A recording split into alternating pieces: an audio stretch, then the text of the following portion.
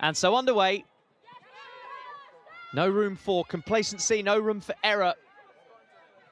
Many teams have got the better of these two in recent weeks, but today, going up against one of their nearest rivals, today is the day to make a statement. So Durham kicking from right to left as we look at it. And Portsmouth in their away strip of neon yellow have an early throw-in on that far side.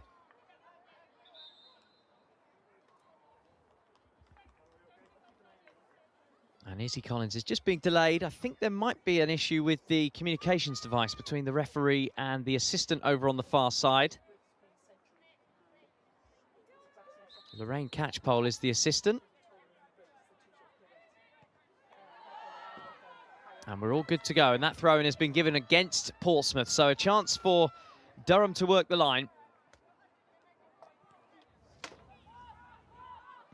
Cross comes in from air, and it's not been dealt with, and it's all the way through to... The shot is over the top.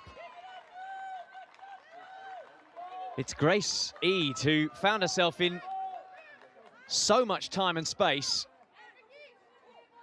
And just a minute into the game, couldn't keep her strike down. And the ball has risen up over the top.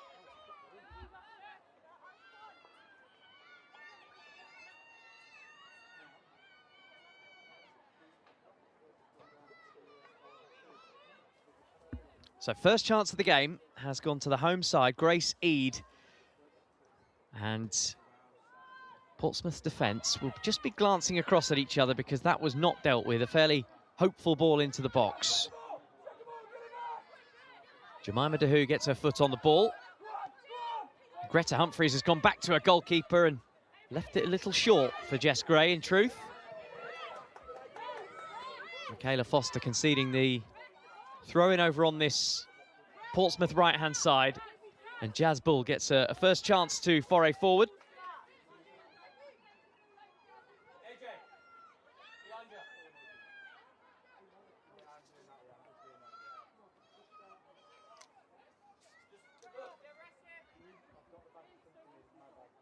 Bull, Scotland under-23 international. Tries to pick out Nixon and ball just bounces off her.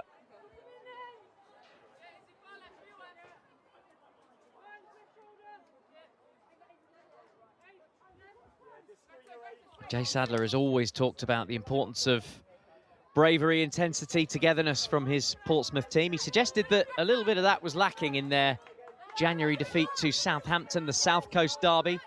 Saints getting the better of them by 4-0. In fact, Pompey on the back of straight 4-0 defeats.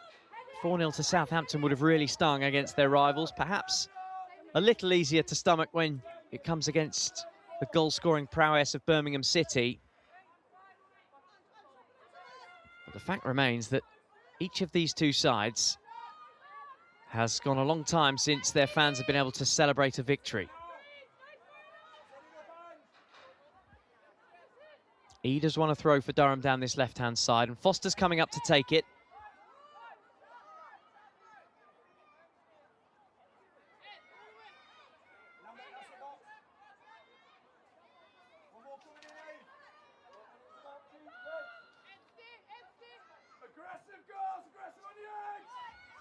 Long throw from Foster. This time is dealt with by a Portsmouth head and actually goes out off a Durham shirt. Goal kick.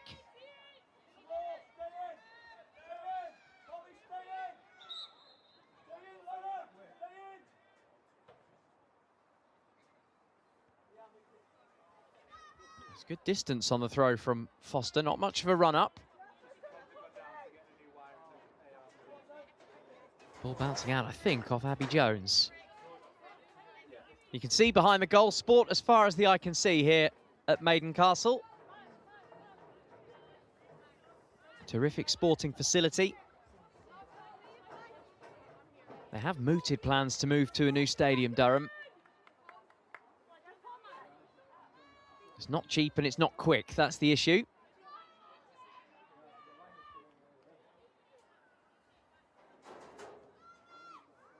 Lee Sanders, the head of football.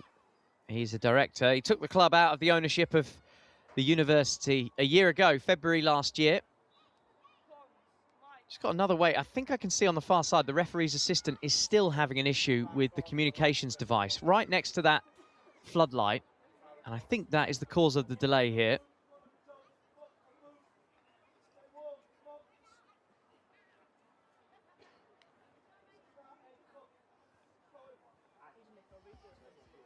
So Durham offered their fans a saver bundle for tickets to this game and Birmingham at home next week. Nice to get back-to-back home games as we're ready to get underway with the goal kick from Gray. 20 quid for a pair of adults tickets for both games. £8 for children to attend 2 games. Students could go for 12. That is a decent offer. Hoping to attract 1 or 2 new fans as Portsmouth have broken through the lines and Primmer has spread it to Hornby. Hornby gets the ball in square and Bull has done incredibly well to get that under control. Looked all the world to be a lost cause. Might yet fall again for Nixon, who's using her strength to outmuscle Eade and still running with it, Nixon. The shot comes in from Barker.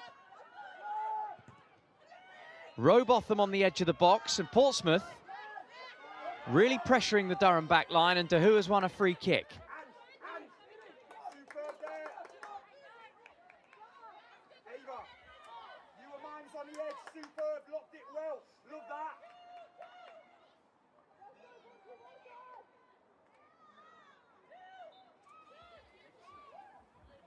So free kick to Portsmouth, opportunity to send players up from the back. Hannah Cohen has made her way up from left centre-back. Number 5, just on the right of your screen there. Angelina Nixon may well be another target.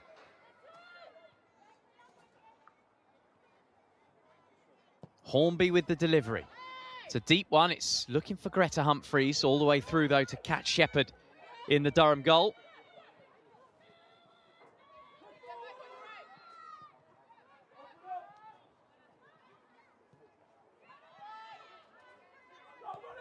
That's nice football, through ball, and now the flag goes up. And Speckmeyer is ordered back. Just breaking the lines too soon, but it was lovely football from Durham to create the gap for the through ball. Already mentioned that Speckmeyer scored in the reverse fixture. Venezuela international, born in Miami.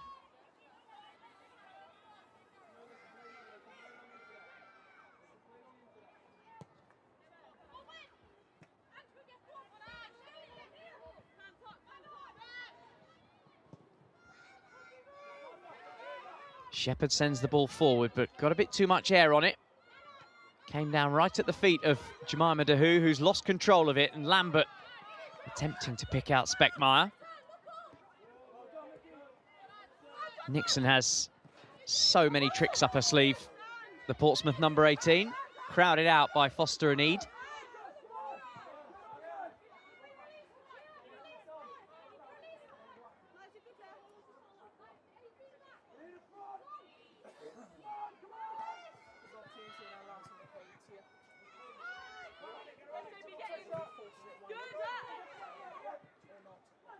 And there are those skills from Nixon, and she's won a free kick. A little drag back, backing into the 2 defenders, enough to buy the foul. Humphreys wanted to take it, but Sophie Barker is trotting over, and Meg Hornby too. You'll see this a lot in this game. Both of them are the dead ball specialists.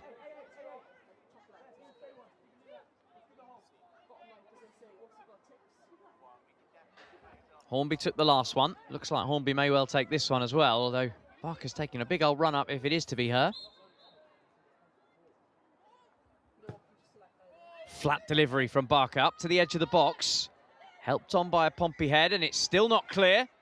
Still not clear. Tia Primmer finds the ball at her feet and does well to come away with it.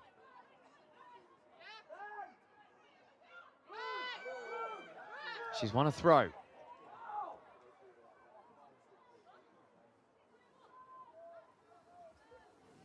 First home game of 2026 for Durham. In fact, first home game for 7 weeks.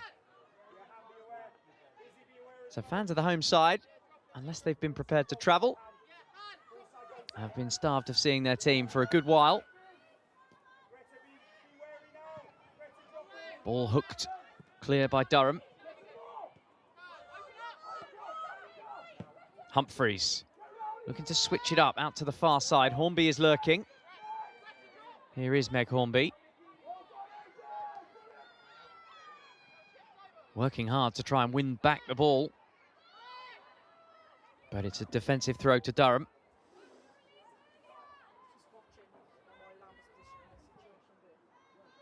So first home game for 7 weeks. They actually went a month without a game because of weather postponements, Durham, and when they lined up last week against Crystal Palace, got to 0-0, got to half-time at 0-0.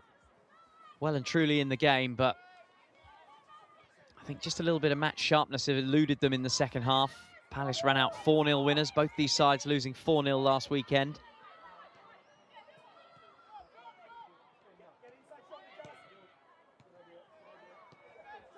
Now Heppel has the chance to get a head up and spread the play out to this left-hand side.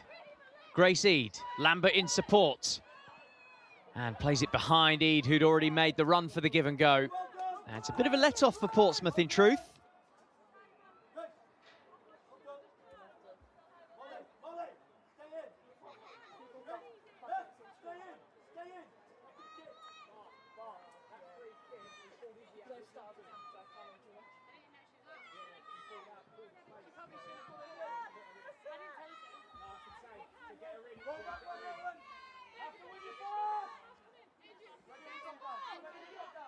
Well, it is a nice day. You can see the sun shining right in the face of our camera operator.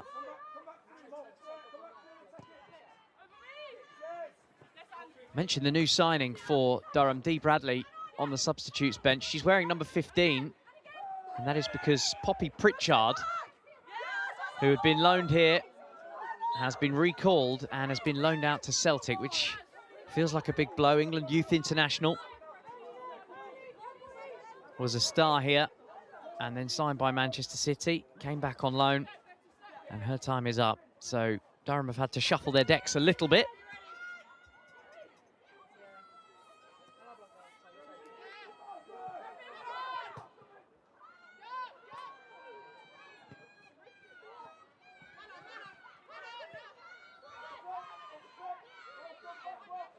Izzy Collins spreading the play out to Hornby, who controls with the back heel and tries to go the long way round.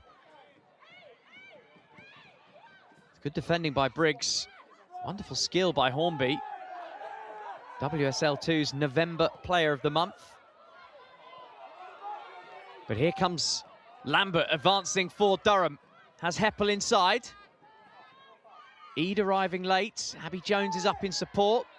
Wants the free kick and gets the free kick. Chance to load the box here for Durham. Molly Lambert is always such a rascal, a threat to opposition. Did well to advance the play and then hold up play.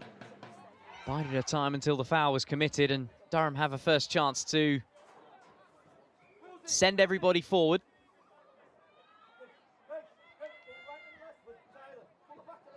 Briggs is up from the back. Abby Jones is there. The captain, Sarah Wilson, is too.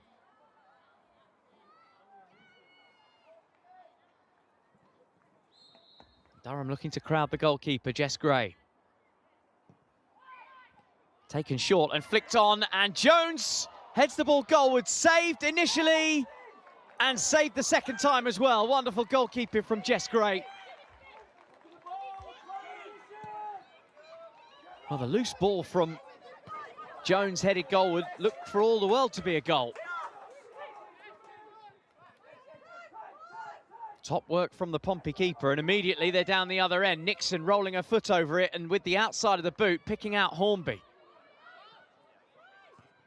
And Hornby drills it just wide. So let's go back and have a look at that double chance for Durham.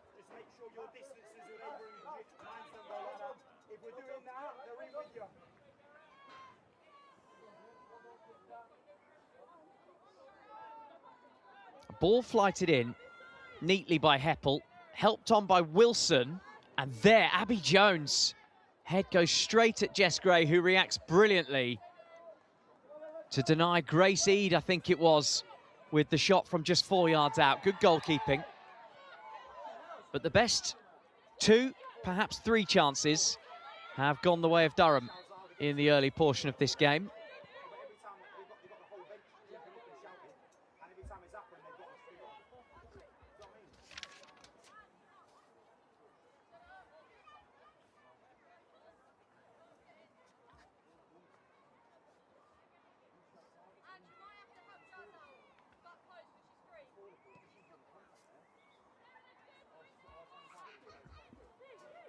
"15 minutes in, still goalless at Maiden Castle. Durham have had a couple of really good chances. Both of them actually have fallen to Grace Eade. The second one, the initial chance was Abby Jones, headed straight at the goalkeeper.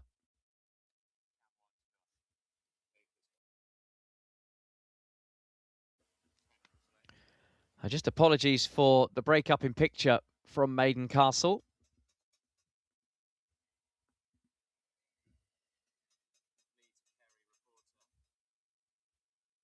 Just experiencing some technical difficulties from Durham.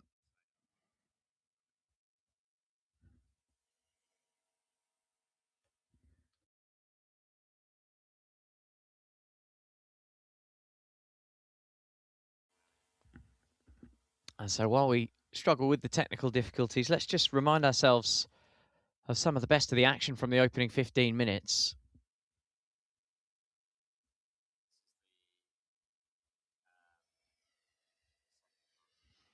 This is absolute quality from Angelina Nixon. Watch this pass outside of the boot, picks out Meg Hornby over on the far side. Hornby has scored from this range earlier in the season, but couldn't quite get the shot on target. That's as close as Portsmouth have come in this game.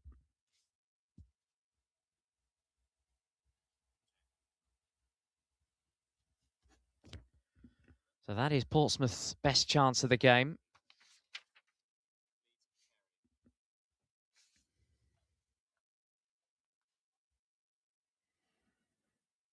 Durham just shading the possession, 55-45.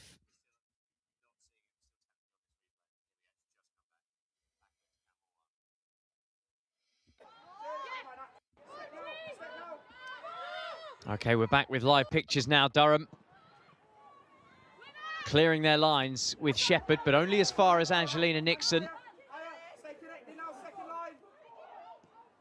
Lauren Briggs goes back to her goalkeeper once again. Apologies for those technical issues that we experienced. Thank you for sticking with us. I am reliably informed by our reporter on the ground. We missed nothing in the minute we were away. So a good chance to catch up with some of the action from earlier in the game.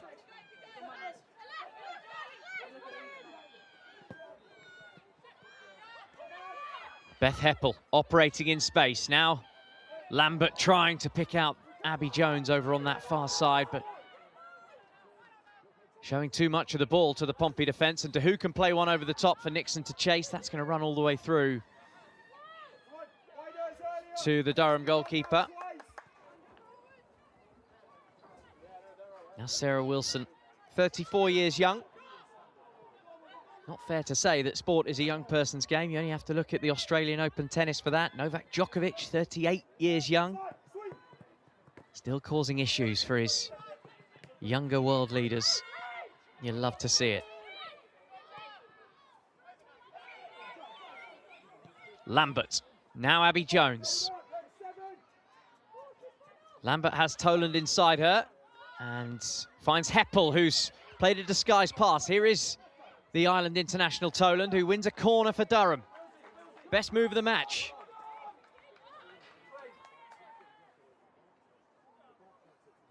Well, in terms of getting their head up and playing football, Durham are winning that contest.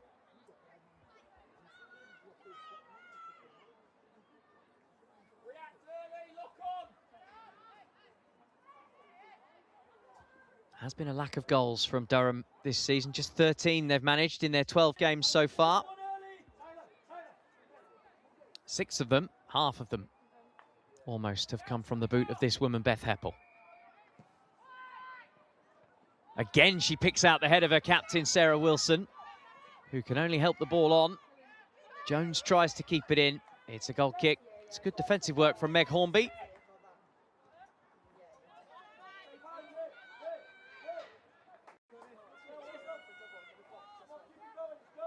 So reliable with the delivery, Beth Heppel. Has been since she was a kid, playing for this very club. One club player. Drilled cross, and Wilson, the captain, isn't the tallest. Did her best to get a head on it, but couldn't quite steer it anywhere near goal.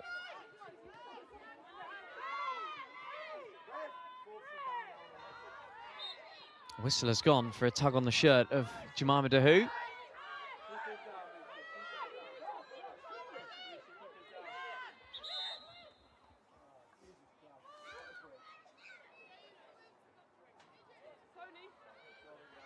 Lucy May is just trotting down to the far side. Jess Gray is down. I've watched Portsmouth play on a number of occasions this season, and Jess Gray has received treatment on a good few of them. The issue in the past has been the right thigh. Let's have a look at what seems to be the issue here. It does look like it's a similar issue to what has plagued her for much of the season.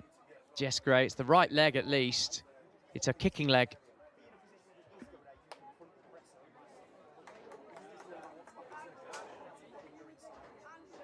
I watched them in the game at home against Newcastle just before Christmas, 2-1 defeat. Jazz Bull actually scored a late own goal decider in that one, poor old captain. But a couple of times in that game, Jess Gray took goal kicks that didn't have the distance on them, and she was clearly in some visible discomfort. And well, unfortunately, that seems to be rolling into the new year. She has proven her ability in between the sticks already in this game, denying Abby Jones from close range and then popping back up.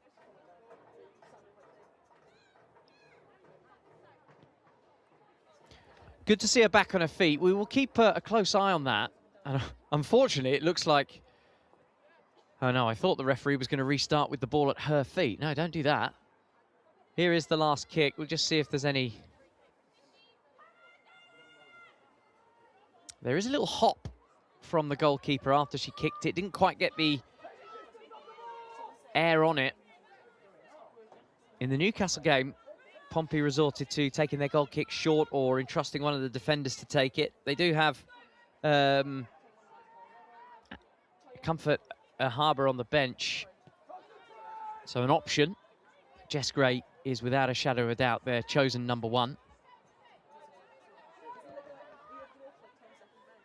Halfway through the first half, still goalless at Maiden Castle between a couple of teams who haven't scored in 2026, so perhaps a little tentative, perhaps a little nervous when taking on that final shot on goal. Grace Eade has had a couple of attempts so far. Nothing really of note from Pompey. Rowbotham sends one goalwards, and it will count as a shot on target, but sort of not really.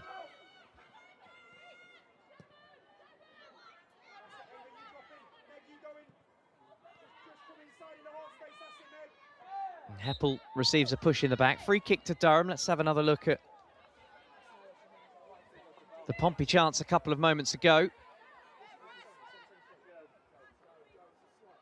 Just wonder if Rowbotham had any other options here.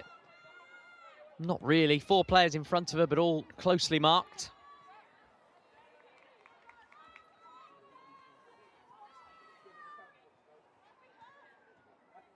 Portsmouth's tough season has been made all the tougher with the recall of Jessie Gale. 4 goals she scored on loan from Arsenal, the England Youth International. Similar story to Poppy Pritchard at Durham. She was one of a couple of real shining lights in this Pompey squad. Arsenal called her back and then immediately sent her out to Bristol City at the other end of WSL2, and Jessie Gale has been banging them in. 3 goals in 3 WSL2 games, 7 for the season. What a difference maker she can be, but she is the Pompey past, and they need to focus on the Pompey future, and the real focus has to be staying in this division. Here's Angelina Nixon, trying to scoop the ball into the path of Primmer.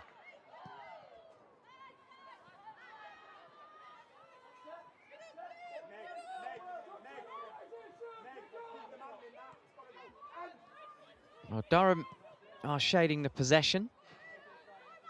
and shots on target. Both of them came in the same move, both saved by Jess Gray, as Jones is penalised for a foul on Nixon. Nixon, to me, looks like the best outlet today for Pompey in the first 25 minutes. She's the player that has put her head above the parapet, eager to take the ball and drive it forward.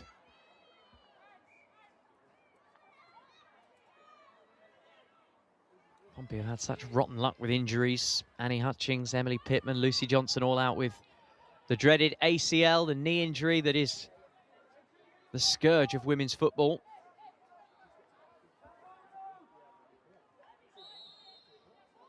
Hornby has gone as a short option for Barker. Barker loves to deliver it in towards the penalty spot. Collins underneath it. Jones gets the ball away.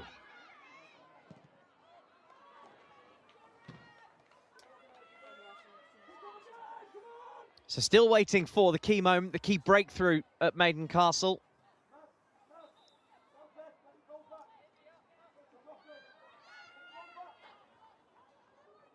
First of 5 games on this Barclays WSL 2 Sunday. Ball steps in. Closely watched by Eade, who comes away with the ball. And the long pass from Foster is out for a Pompey throw on this near side. So worth pointing out, there has been one game in this match weekend. Last night, Bristol City pressed their promotion hopes with a 3-0 victory at home against Sunderland. Mentioned Jessie Gale. She got 2 of those goals. Lexi Lloyd-Smith got the other. So Bristol City looking good at the moment in the promotion race. Birmingham City will have their response later today. Charlton, top of the pile, also in action today. They kick off at 1 o'clock away at Sheffield United, and we'll keep you up to speed with the scores in the second half of this one. And we'll have a little look at what it all means for the table as a robust challenge goes in from Collins. And it draws the foul for Durham. Abby Jones has gone down.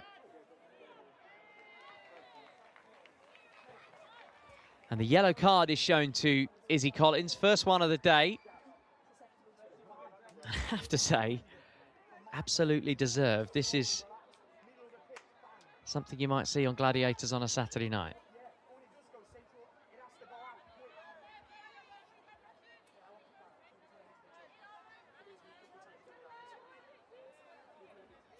Here it is, top of your screen, contender ready, bang.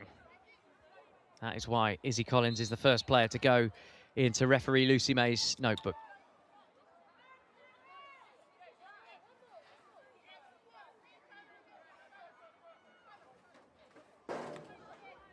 Approaching the half hour. Best chances have still come to the left of our screen. Durham forcing 2 saves from Jess Gray, who has received treatment for some soreness to her right leg. And Durham looking to close out the passing lanes, pressing her because they know that she won't want to take the option of the long kick.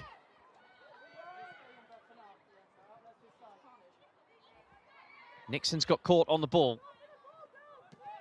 Mariana Speckmeyer.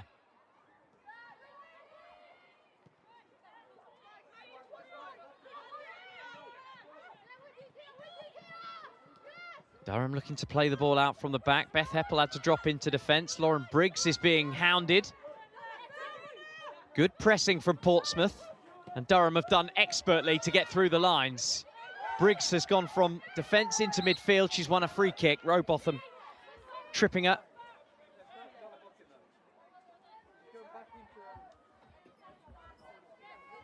So another option for Durham to send one forward, as they did just a couple of moments ago.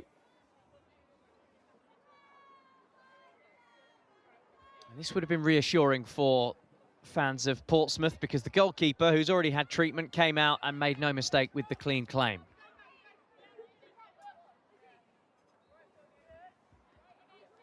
That is not where the free kick was committed. It was a good 5 yards inside of there, I think, but it doesn't really matter. Here's Heppel to deliver, shielding her eyes from the sun, which will be an issue for the goalkeeper away to the other side. Heppel is sending a swirling one, too deep for everybody.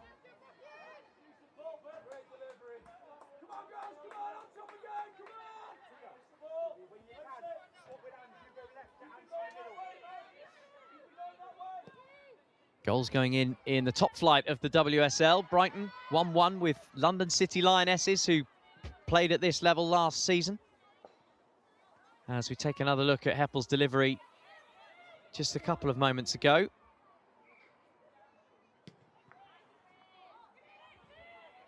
You can see what she's trying to do. She's hoping for the run of one of the players up from the back. Not quite judging it right.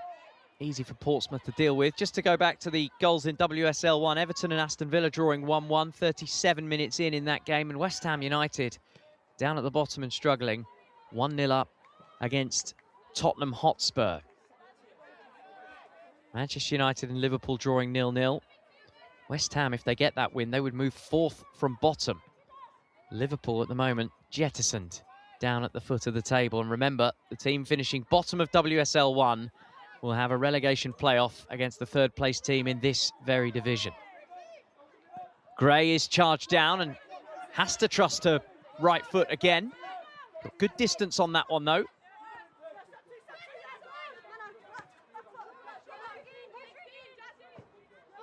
Foster goes home to Shepherd.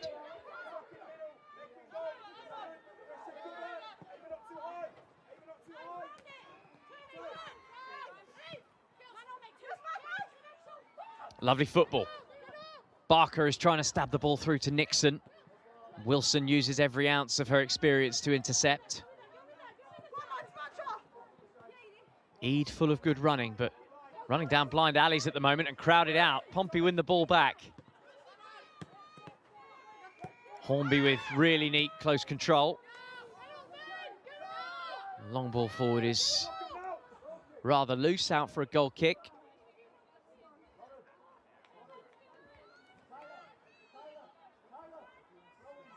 Not too much action in the Durham penalty area. Portsmouth not creating too many chances. More than a third of the action has been in the Pompey box. Many free kicks sent forward, couple of good chances as well. Two of them falling to Grace Eid, none of them finding the back of the net.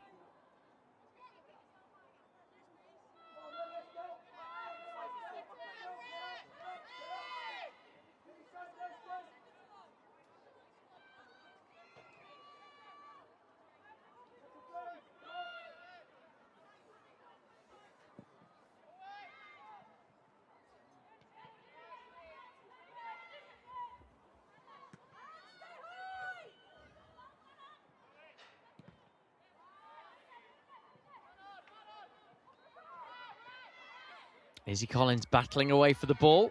Having to behave on a yellow card, remember.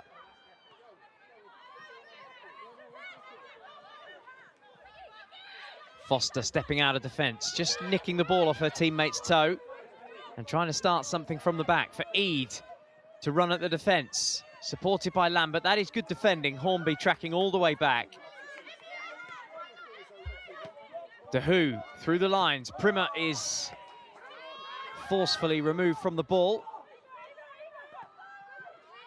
Robotham tries to find Nixon, can't quite pick her out. Has just been a little untidy. The final pass not sticking for either side.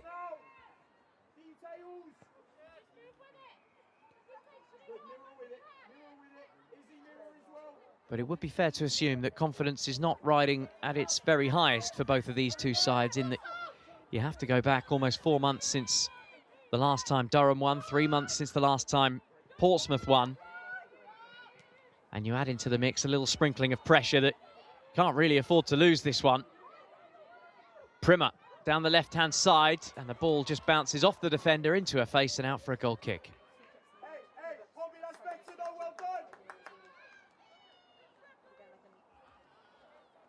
Quick mention of Jessie Gale.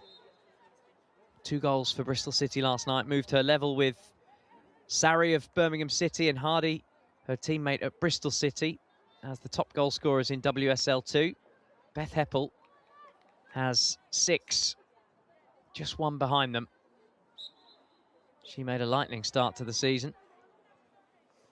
Hasn't found the net in her last 3 outings, Heppel.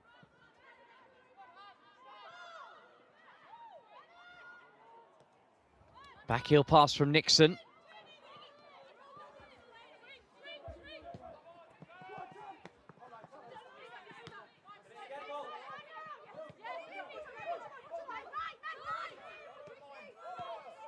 Briggs trying to pick out Eden. There was a lot on the pass. Really trying to stab the ball into a teammate to try and get in between the lines, feed her into goal. Ede couldn't quite get on it. So goalless in the football. I wonder what the score is in the netball in the background. That one's just hit the rim.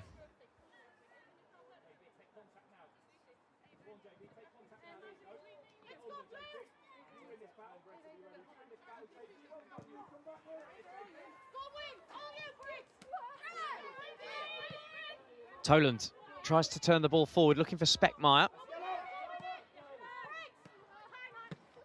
Lauren Briggs picking out a teammate as she was trying to sort out her hair at that moment, and she continues trying to sort her hair out, Lauren Briggs. Center of your screen. Occupational hazard. She did pretty well, to be honest. It's like rubbing your belly and patting your head at the same time.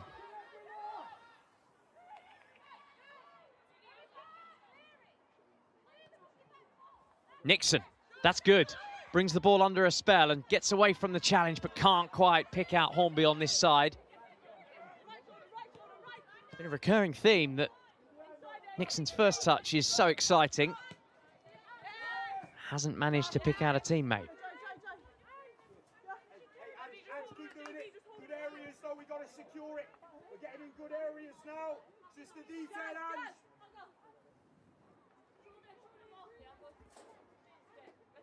Jay Sadler, you just heard shouting, we're getting in good areas. It's just the detail now. And well, that would pick up on the point that I just made about Angelina Nixon getting into really good areas. Just need to focus on the detail. Speckmeyer is well marshaled by Humphreys, allows the ball to go out for a throw.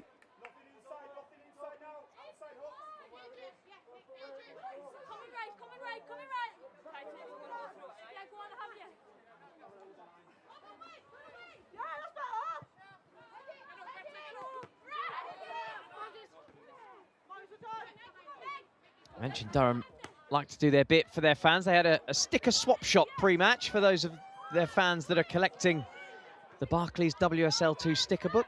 Wonder if you are at home. There's a real scrap for the ball is going on inside the Pompey half.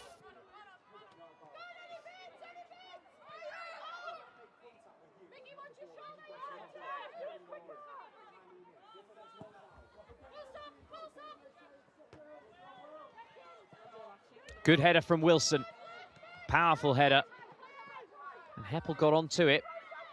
Once again, out-muscled by 2 defenders. Cohen picked out Primmer on the far side. And now Wilson, the captain, is looking to drive her team forward and almost picking out Heppel over the top. It's a bit more like it, a little bit more urgency. Sarah Wilson obviously sitting, watching from deep and going, it's not quite sticking. Trying to show the way forward by example.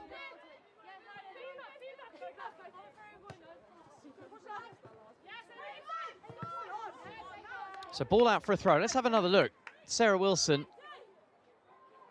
almost like the old Fast and the Furious film. She presses the nos, away she goes. Can't quite pick out Heppel with the ball over the top. It's a bit more like it though. A little bit more urgency. And you wonder if it will filter through to her teammates. Abby Jones looking to put a bit of that urgency in her defending from the front. Concedes the throw.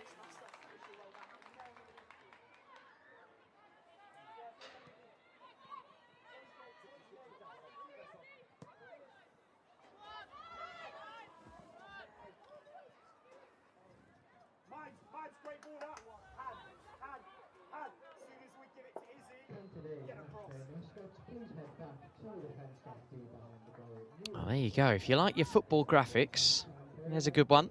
zones of control. Basically, both teams have been in control around their own areas. Durham have enjoyed the ball out wide on the right.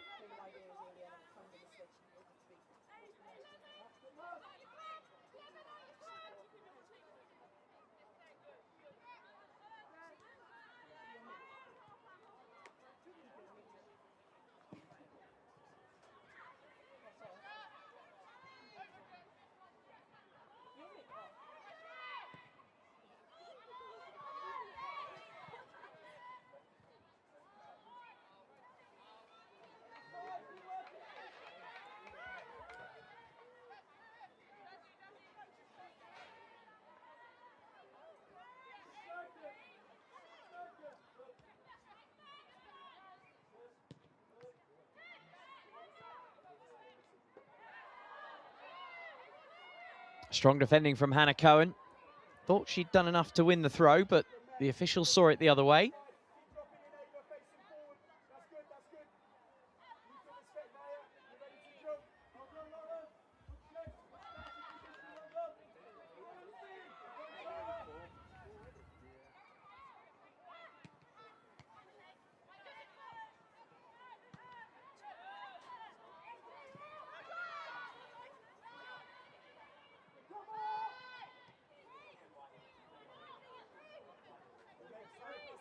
Kat Shepherd, the goalkeeper, New Yorker.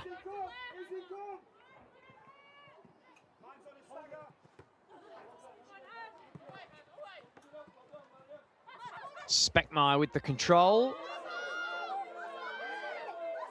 And winning the throw. Bull unhappy about that.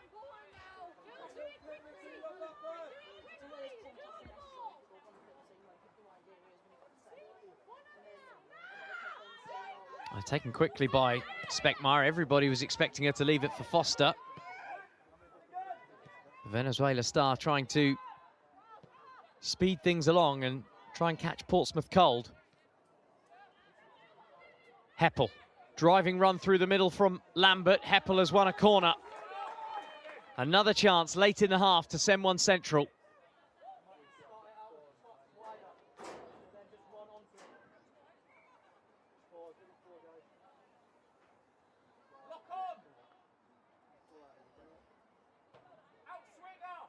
So Heppel has twice picked out her captain, Sarah Wilson, who has her hands up in the middle. Two hands up, suggesting it's a deep one. Eade and Briggs are on the goalkeeper. Toland and Lambert are unmarked in the centre. They could be the target. Wilson, the captain, has dragged almost everybody beyond the goalposts. Now Dahu is coming out to mark Lambert, who was free. Ball is drilled deep, over the top of Jess Gray, and then over the top from a combination of Speckmeyer and Wilson.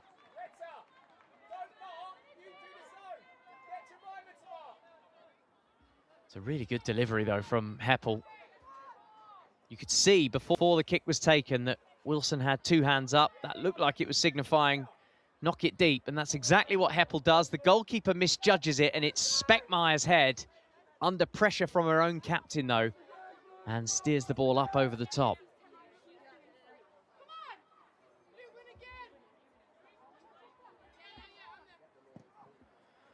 Oh dear. You can see Jess Gray again is just feeling that right leg. I don't mean to be harsh to her. She's clearly feeling it. And if that is to be the case, then why are they still trusting her to take long goal kicks? Take her out of the firing line. Let somebody else take them.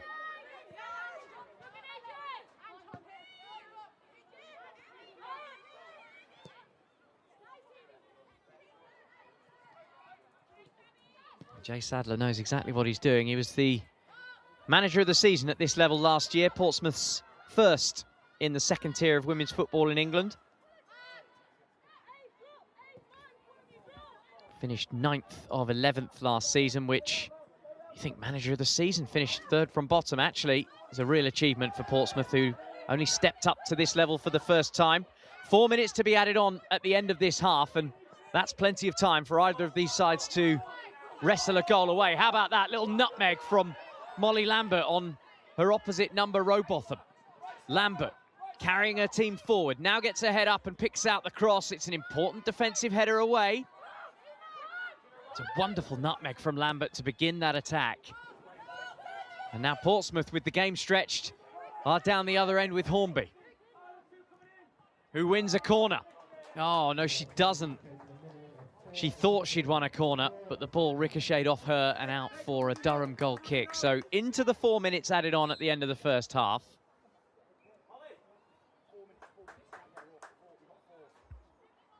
Here it is again. Oh, we've just narrowly missed the nutmeg. We'll see if we can get that back for half-time. As Lambert got the ball, just threaded the ball through Rowbotham's legs and almost picked out Abby Jones on the far side with the cross.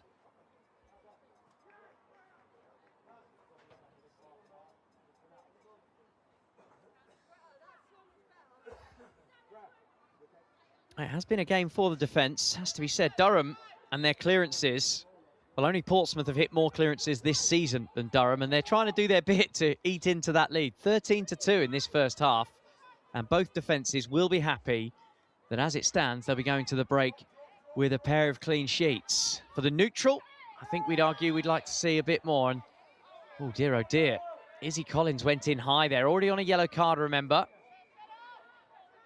Free kick conceded against Molly Lambert.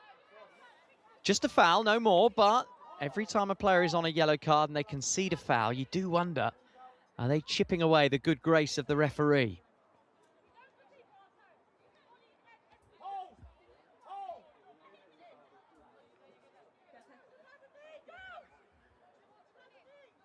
Just a blow to the, I think, the back and the head of Molly Lambert. She looks okay to continue, a little wearily walking away.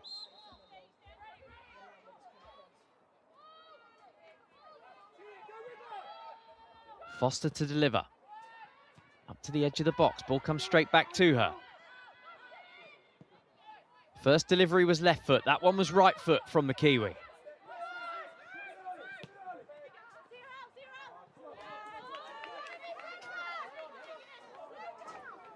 Couple of minutes left in this first half. There have been chances, but in truth, fairly lacking in quality in the final third from both sides. I mean, it could be argued that these two sides, provided they do not lose, it might be a bit of a result for each. It would move them 5 points clear of Ipswich. Ipswich in action later on away at Newcastle United. The way Newcastle have been playing this season, the way Ipswich have been playing, you would probably have that one down as a home win. Nothing is guaranteed.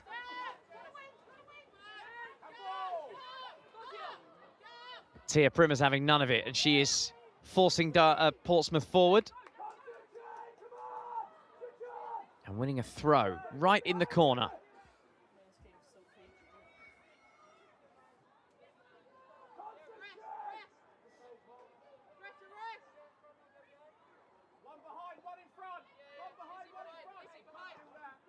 That's a nice flick from Primmer. She's picked out Nixon. Nixon is offside. And that may be the last chance of this first half. Approaching as we are the 49th minute.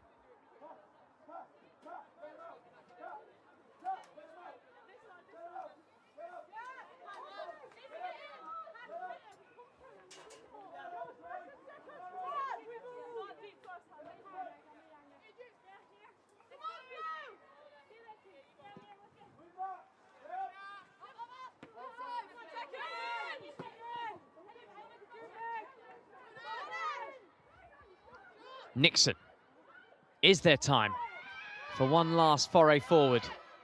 DeHoo. Nice little Cruyff shimmy. Gets it back.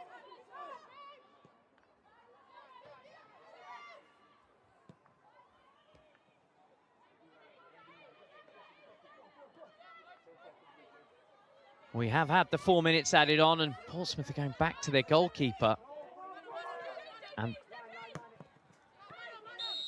And that will be the end of the first 45. So underway in the second half at Maiden Castle. Pompey kicking off and shooting from right to left in their neon away strip.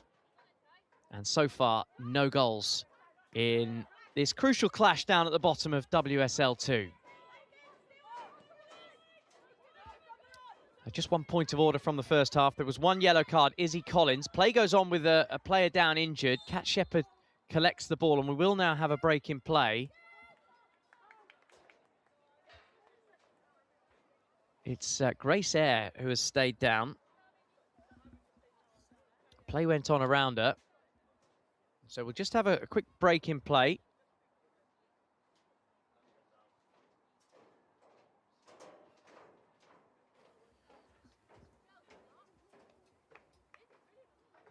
So I'll give you a reminder of the teams while Eyre is down and receiving treatment. Shepherd is in goal. In fact, I'll do the Portsmouth because it's coming up on your screen. Jess Gray in goal. It's a back three of Cohen, Bull and Collins. Primmer is actually playing slightly higher up. She is the left wing back in a midfield with Ava Robotham, Jemima DeHoo, Sophie Barker and Jazz Bull on the right side of that. And up ahead of them, Meg Hornby and Angelina Nixon are the ones that are a real handful in attack for Portsmouth, but so far have not managed to cause too many problems for Durham at the back. Durham lining up with Shepherd in goal. This is her with the ball at her feet. In front of her, it's a back four. Briggs is the left back. Foster and Wilson centre-backs. And Grace Eyre, who's just had treatment, playing on the right. Toland and Heppel in midfield. Lambert in front of them. Eade and Abby Jones are wide. And Mariana Speckmeyer, who scored in the reverse fixture, which was a 2-0 win for Durham back in September. She's up top. And Lambert, as ever, will surge from midfield and put Gray under pressure and win Durham a throw.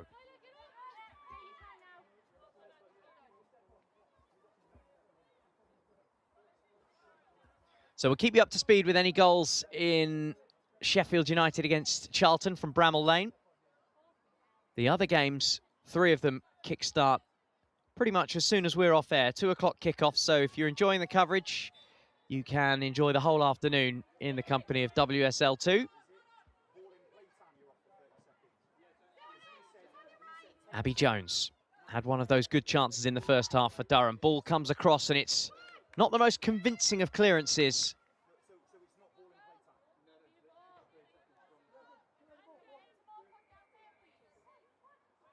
Another throw down this side. Grace Eyre has had the treatment and she's back on her feet. But Nixon nicks it off her. Outside of the boot pass to Hornby, who drills a flat one all the way across, and Briggs is defending well, but can't keep the ball away. It's loose, and it is in. Ever so slightly untidy, and Portsmouth will not care. Tia Primmer with the final touch. Barely managed a shot on target in the first half, Portsmouth, and within 4 minutes, they are in front after the break.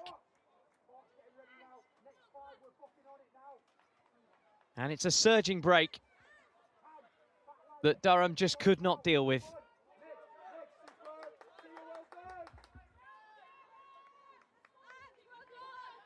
Well, I love the outside of the boot delivery from Nixon into Hornby, who has been the chief goal scorer this season. Look at that drilled flat pass. Briggs cleared it, I think, onto the boot of Primmer, who still had to react and recover the loose ball off the goalpost.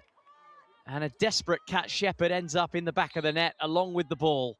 And Portsmouth are celebrating what could be one of the most important goals of their season.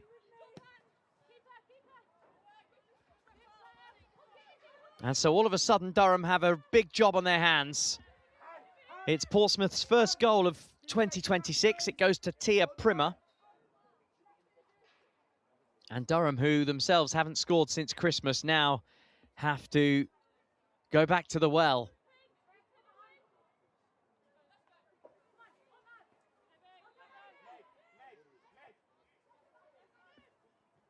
So that might shake up this game. And let's be honest, as we went to the half-time break, it was a game in some need of a shake-up.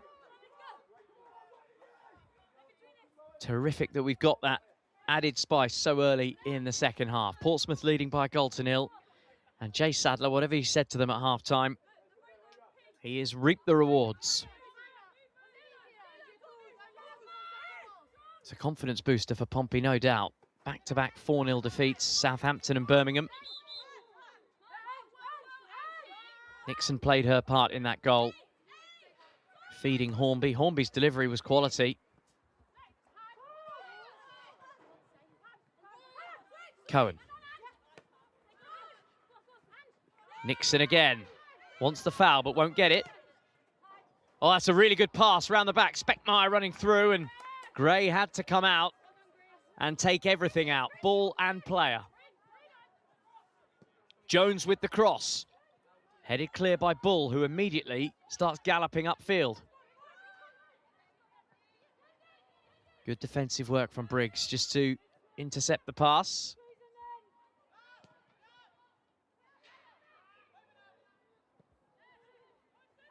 So, lively start to the second half. So Durham immediately going on the attack after conceding early in the second half.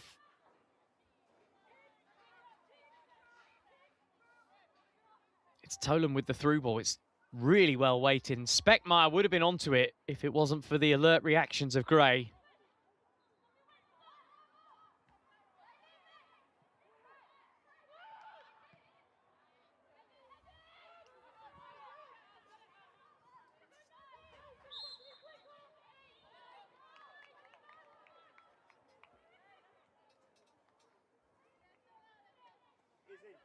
Well, the live league table has Portsmouth moving above Durham and Durham slipping to 11th.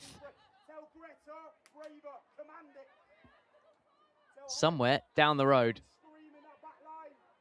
in Newcastle, there will be representatives of Ipswich watching this and will be well aware of what's happening directly above them in the table. They kick off at 2 o'clock this afternoon. Nixon flicks one and has a go. And it was troubling the goalkeeper, Shepherd. Full stretch. Had to make sure the deflected effort has gone for a corner.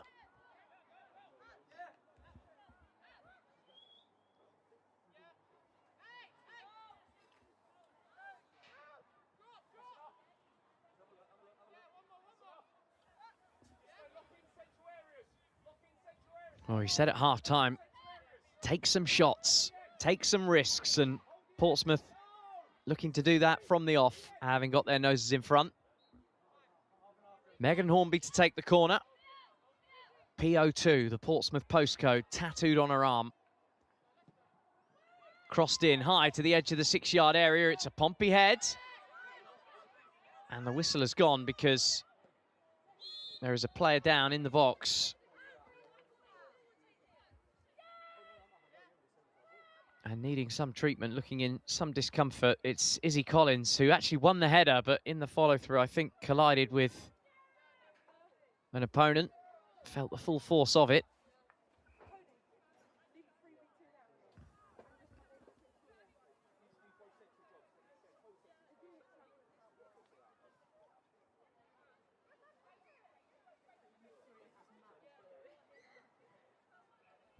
There's Hornby's delivery. Watch on the left of the screen. Collins gets up, wins the header, and just collides with Wilson, who holds her head. But it's the top of Wilson's head into the side of Collins. And that'll sting. Wilson herself gives the top of her scalp a bit of a rub.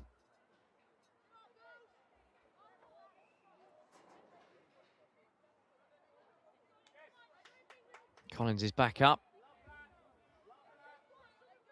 A quick pat on the back for Sarah Wilson as well. No harm done, nothing intentional. And play will resume. Pompey temporarily down to 10 women while Collins has to leave the field. So we'll restart with the drop ball, and Portsmouth, you're not going to do the old-fashioned drop ball where you just kick it back to the defending team. Sophie Barker is willing her teammates forward. Very much starting on the attack here, Portsmouth. DeHoo, bags of tricks. And chips one over the top, looking for the goal scorer, Primer, just behind her. Shepherd wasting no time to sending the ball up the other end of the field. Cohen hasn't got hold of that. And it might yet fall for Durham. Here's Speckmeyer, who's got acres down this right-hand side. Flat cross, drilled goalwards. Lambert tries to keep it alive. Toland does the same, but it will be a Portsmouth throw. Hands higher now. Higher, narrow in. Barker! Barker!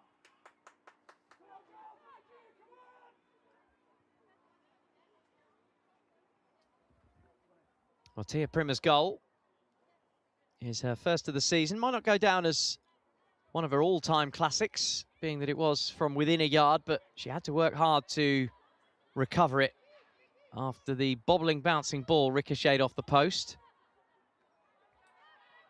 If she wasn't there, Pompey wouldn't be in front.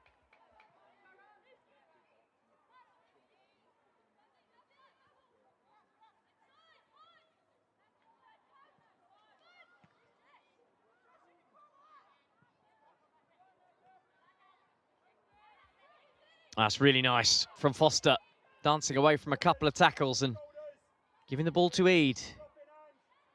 Getting it back. And winning a throw. Taken quickly, looking for Heppel, and the ball just bobbles off her foot all the way through to Gray.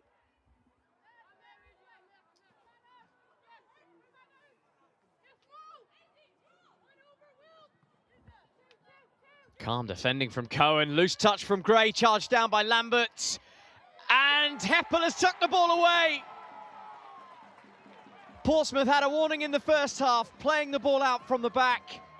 And Durham's power press has caught them in the act, and Beth Heppel has punished them.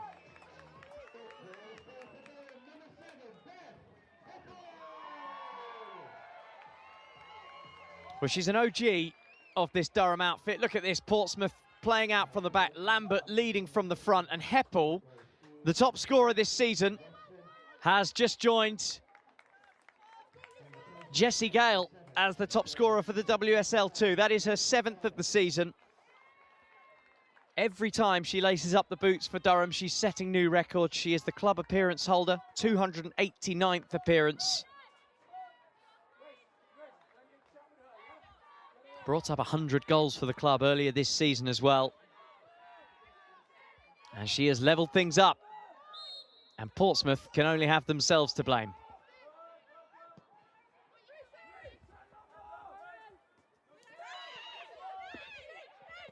Collins tries to play the ball forward. Wilson steps in, takes it off her, and wins the free kick. Well, at the end of the first half, we said we needed a goal, and we've got two. Both of them among the scrappiest you'll see in WSL2 this season, but it doesn't matter. We have a game on our hands, and you can see it's two teams with pluck and fight, desperate to record the points that they need to stay at this level.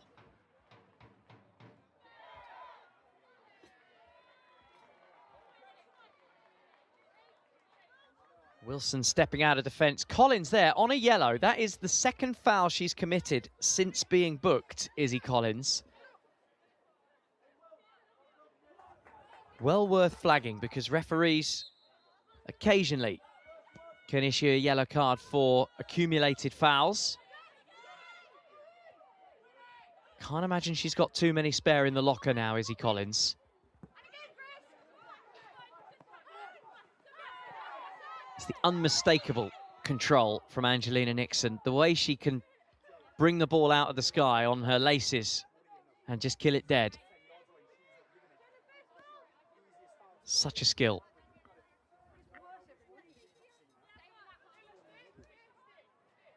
Free kick to Portsmouth. Cohen will take.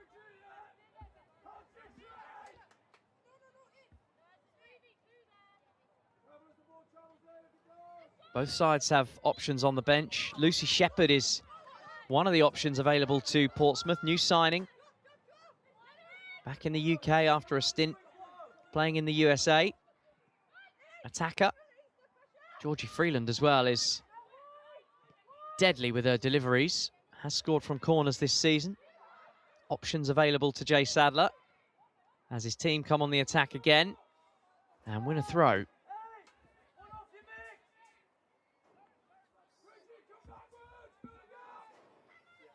Durham are preparing substitutions. Couple of attacking substitutions, so it feels like Adam Furness is going for the win. High cross into the area is too long for Nixon. Hornby's already on her bike to try and keep the ball in play. Low slung shorts and crossing the ball to nobody in particular, all the way through to Shepherd. Primmer was the target, who's becoming more and more involved in the Portsmouth attack since opening the scoring.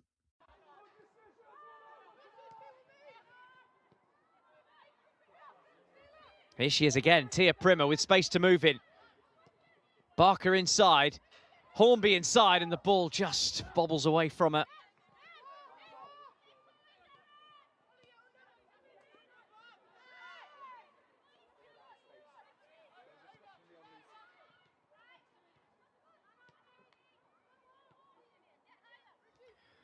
Confirmation on your screen, a couple of substitutes have been made. Lucy Watson has come on for Abby Jones for Durham.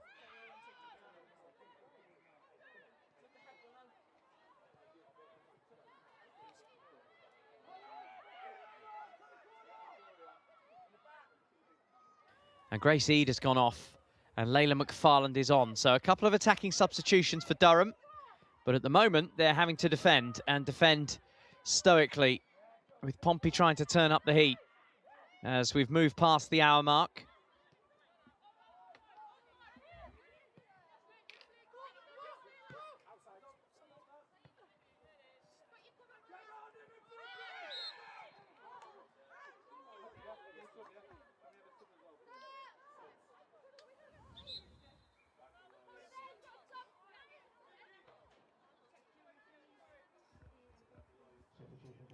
Well, Portsmouth are about to make their substitutes, as you can see at the bottom of the screen.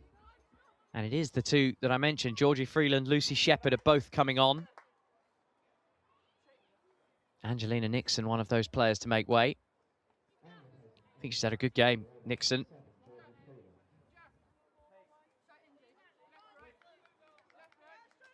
And Ava Robotham is the other player to depart. So Freeland for Robotham, straight swap. And Lucy Shepherd on for a Portsmouth debut in attack. She previously played with Pompey players Hannah Cohen, Meg Hornby and Jemima Dahu in their time at Blackburn Rovers. Here is Cohen, formerly of Blackburn, conceding a throw.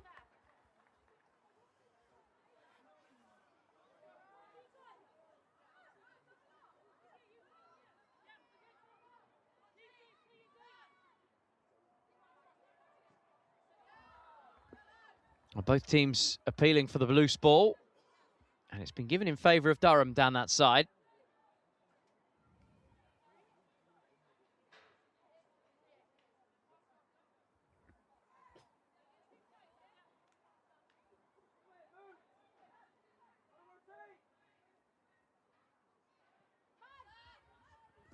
Lambert.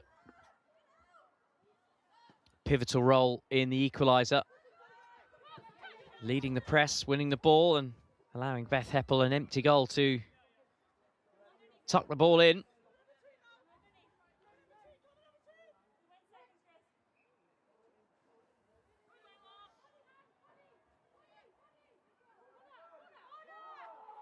And Cohen happy to let that ball go out.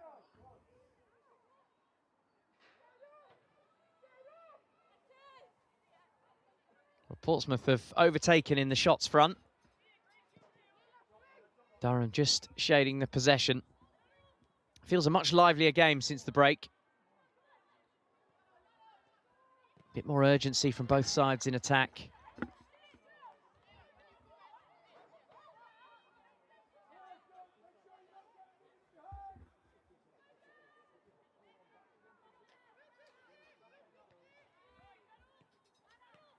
Briggs has moved from left back up into central midfield. So it's not just a personnel change for Durham. Slight tweak to the way that the players are lining up out on the field. McFarland, number 25, left of your screen there, normally plays quite high up the field, but looks like she's dropped into a deeper role than what we're accustomed to. Heppel flicks it forward. Speckmeyer is trying to get there. Cohen closes her off. And there's a first touch for the substitute, McFarland.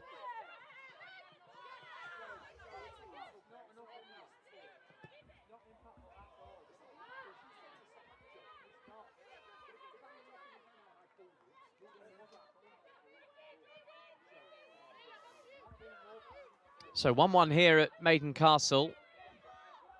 Bramall Lane, there's a bit of a turn up for the books. The leaders, Charlton, are 1-0 down against Sheffield United.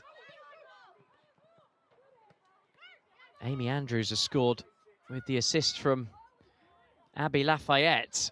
And if that were to stay the same, then all of a sudden, the promotion race has had a bit of a shake-up, and both ends of the table have been destabilised on the same day. If both of these sides take a point, it just makes Ipswich's task staying in the division that little bit harder.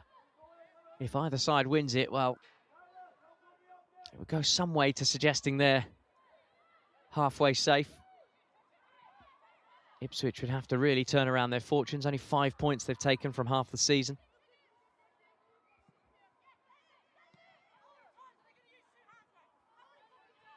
Lucy Watson trying to scamper onto the loose ball, but it'll run out of play.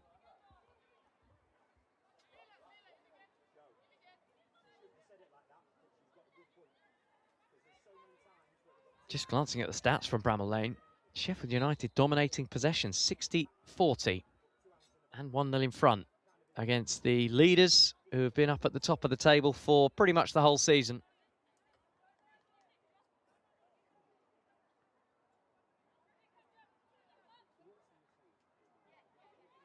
Just out of screen there, Tia Primmer, the Portsmouth goal scorer, has been booked. I'm not sure what for. I think something happened just out of vision.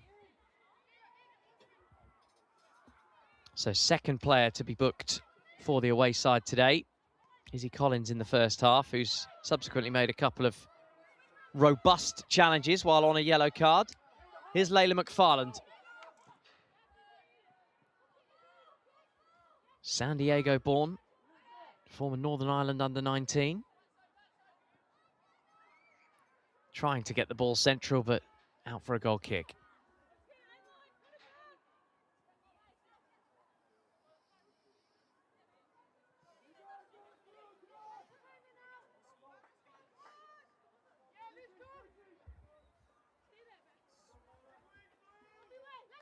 Just getting word from our team on the ground at Maiden Castle that Tia Primmer was not exactly prim and proper in the language she used to the referee. So yellow card for dissent for the Pompey goal scorer.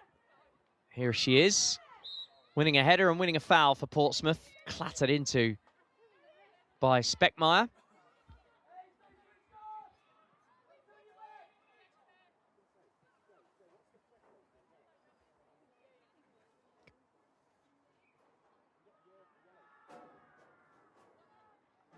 Well, she won the header and then got chopped down at the waist, Primmer.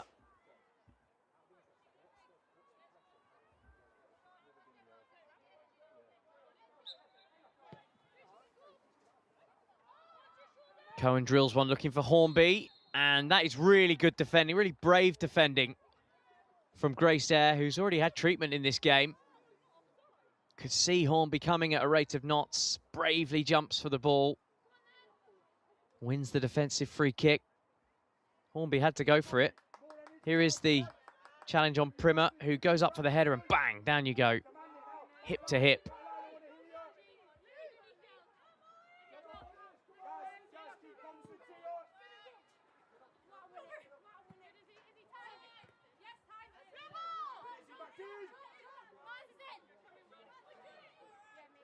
Collins has got to turn and get straight back on her heels. She's done really well there. Defensively, nipping the ball away from Speckmeyer. Jemima Dahu is pressured in that midfield. Good work by Toland, who is still just ratting away, trying to win the ball back and winning it back. Here's McFarland cutting inside, as she loves to do. Her favourite player in the men's game, Louise Nanny. And you can see it in the way that she loves to attack. Briggs with the give and go, sends the cross in, and Gray with the cricketing long barrier just gathers the ball up. Good distance on the kicked clearance as well.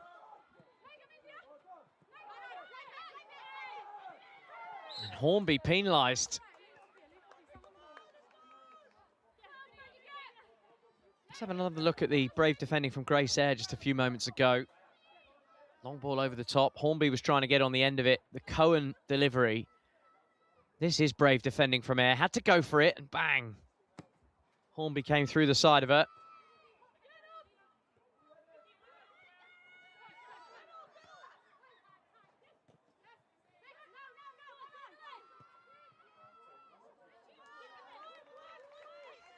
Less than 20 minutes on the clock. Both sides would love a winner.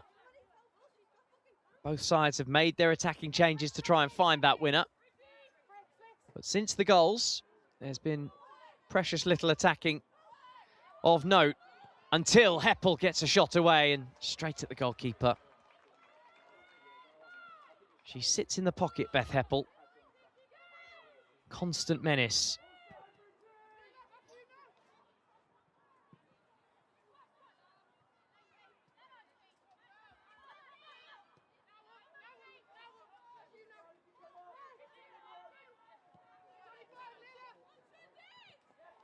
And Lambert has won the ball high up the field again, and all of a sudden she's in on goal. It's a really good recovering challenge from Hannah Cohen, who initially made the error to give the ball away. Immediately, though, has handed over control. Lambert, McFarlane, working really well. With Briggs down this right-hand side. Briggs gets the cross in, gathered up by the goalkeeper. And while Greta Humphreys just gets checked over by the referee, let's have another look at that Beth Heppel chance. Already on the score sheet in this game, Beth Heppel, in the week that it was announced that she and her partner Becky Salicki are expecting their first baby. Big week in the life, in the career of Beth Heppel, but couldn't find the second as her shot went straight down the throat of Jess Gray.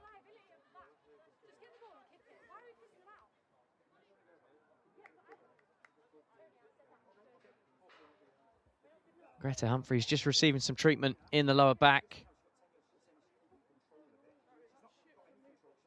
The urgency seems to be coming from the home side. Briggs, McFarland, all working well.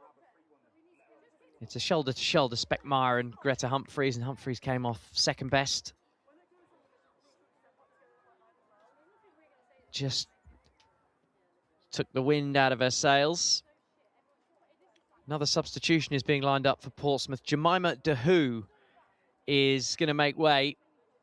Has been busy in the midfield, the 20-year-old. And Jessie Woolley is coming on.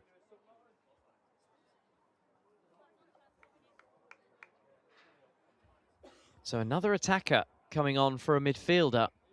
Jay Sadler, it seems,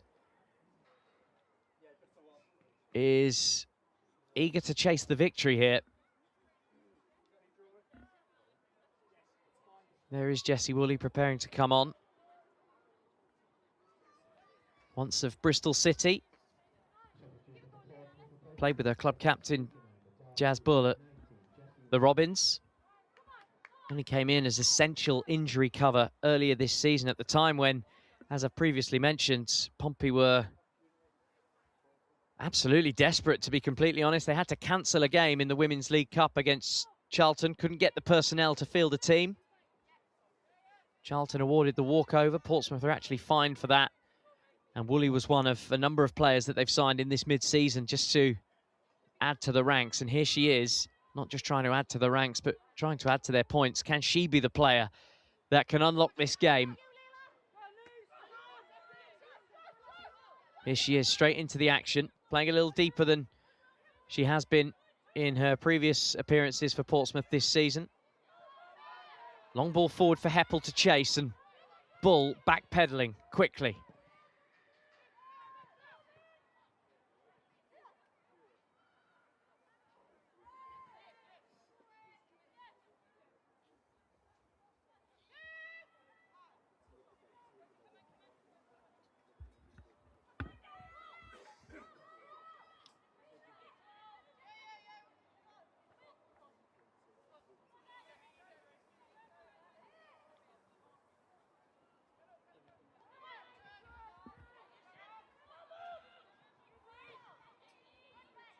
That's really good feet from Bull. Prima can't keep it in play. Into the last 15 minutes. Another substitute being prepared.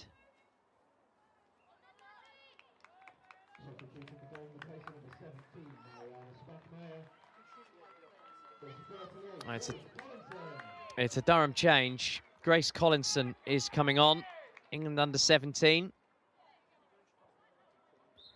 And Mariana Speckmeyer is the player to make way.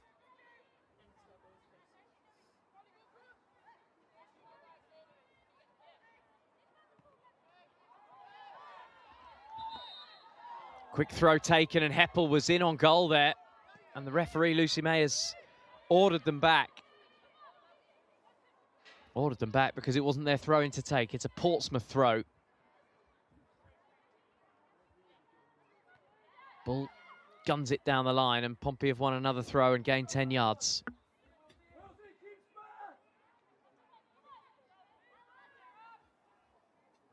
So, who can nick this game? Durham haven't scored more than one in a game since their win over Nottingham Forest 9 games ago.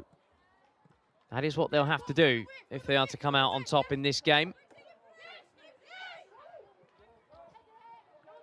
Worth pointing out, Portsmouth's last win came in this part of the world, in the northeast of England, Sunderland, 3-2 win in November. And they were 2-1 down as the game entered injury time at the end of the game. Jessie Gale scored in the, I think, 94th minute. Meg Hornby scored the winner in the 98th. One of the great turnarounds in WSL2 this season. Oh, that's loose from Shepherd, and really had to react quickly to get the ball away. Long ball forward for Prima to chase. Foster is watching her closely. Foster's done well to pick out a teammate. And here come Durham once again. McFarlane likes to get wide. And she's away. And Izzy Collins has brought her down. And Izzy Collins is already booked and has given away 3 fouls since she was shown a first half yellow card. She is a lucky lady. Especially as McFarlane was in towards goal, not in on goal there. And I think that's what Lauren Briggs is saying. How many times, referee? McFarlane is away from her here. Absolutely away. And down she goes. Well, Collins was sent off against Newcastle just before Christmas. She scored in that game, sent off in the 96th minute. And she's doing everything she can to get sent off again. And that, to me, from referee Lucy May, she's pulled in Jazz Bull, the captain. That looks like that is your last chance. Yeah, Collins brought in with the captain. That is rugby refereeing right there. I will accept no more. She knows that the tightrope is pulled tight and the crash mat beneath her has been removed. Heppel with the delivery. It's a brilliant one, and it's right off the head and over the top. Michaela Foster up from the back. It's a free header. Should she have got this on target? How many times does Beth Heppel pick out a blue-shirted teammate from her free kicks? It's a brilliant delivery. Watch, nobody's picking up Foster, completely unmarked. I think she should hit the target.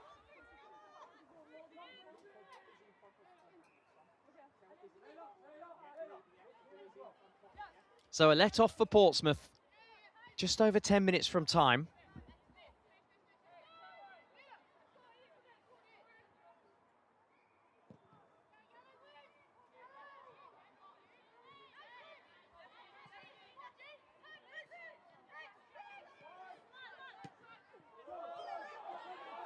Well, McFarlane will be told to run at Izzy Collins all day long.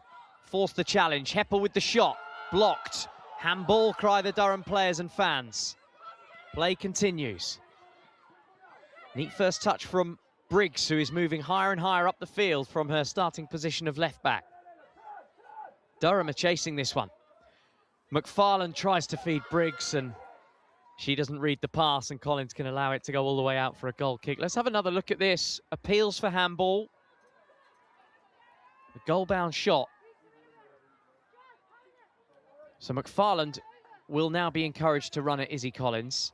Heppel's shot charged down by Greta Humphreys on the turn.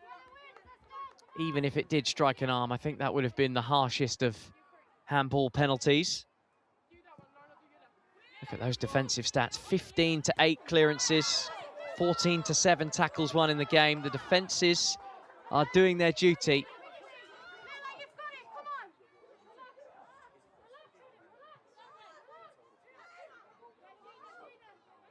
Both goals have been a tad scrappy. Portsmouth's at least came from their own attacking endeavour.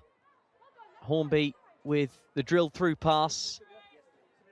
Primer reacting quicker than everybody else to stab the ball in. The Durham goal came from a high press. Portsmouth caught out, trying to play the ball out from the back.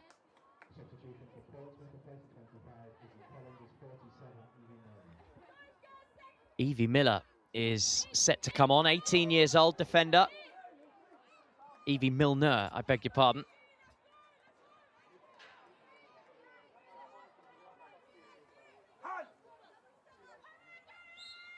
Izzy Collins has been saved from herself, I think, taken off.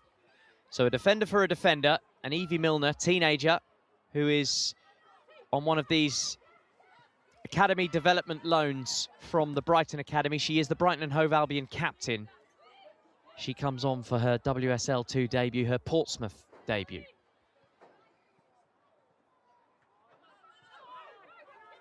Briggs, and now Eyre. McFarland has a new opponent to try and get in behind. First touch for Milner. Has skewed off her boot and gone all the way across to Lucy Watson. And Watson does well to get the cross central. Gray has punched it. No, she's caught it. There was another ball behind the goal that took my eye. Those pesky mascots playing with their football. That was a really good claim by the Portsmouth goalkeeper.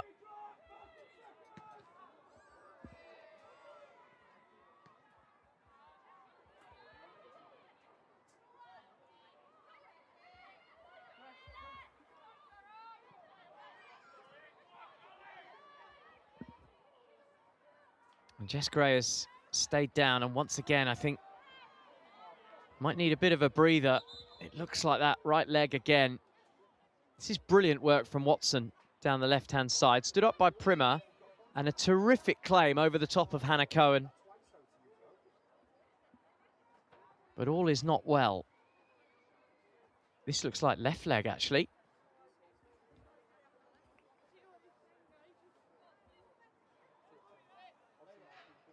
She's been one of their better performers this season, Jess Gray. And to be doing so against the backdrop of repeat and regular leg trouble is all the more impressive. Definitely the left leg this time that is receiving the treatment from the physio. It was the right leg in the first half. It was the right leg against Newcastle before Christmas. Joined on a free after leaving Charlton in July. Signed a one-year contract. There's a one-year extension option. You would think on the balance, all parties would probably want to extend, as the physio looks to extend the knee.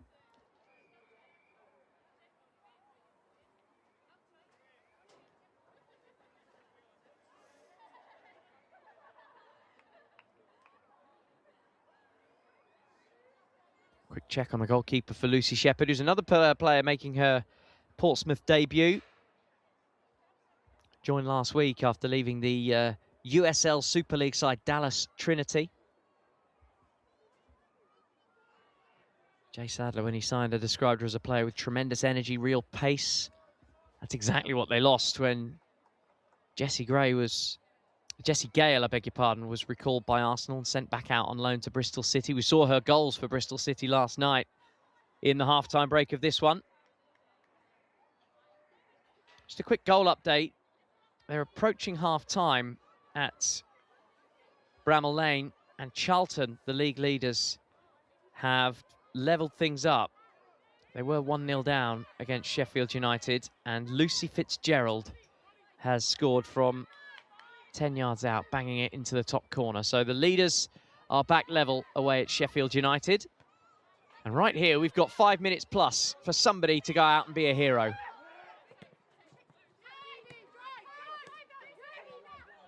Milner driving forward. The debutant with a debutant's energy. Picks out Shepherd. And the cross is too close to the goalkeeper.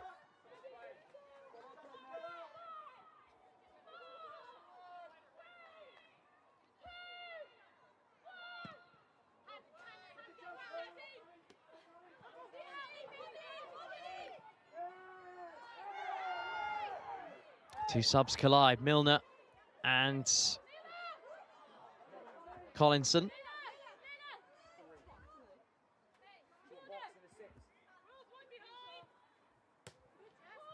It's a good pass that from Evie Milner, and look at the endeavour from the teenage substitute to try and get into the box.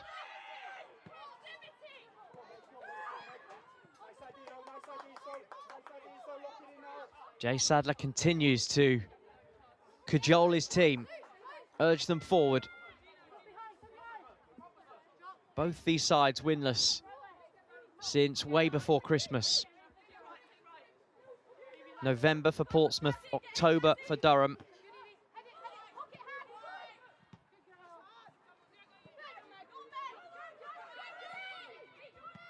Pompey have 3 wins for the season, Durham just 2. How they would love to add one more to that column.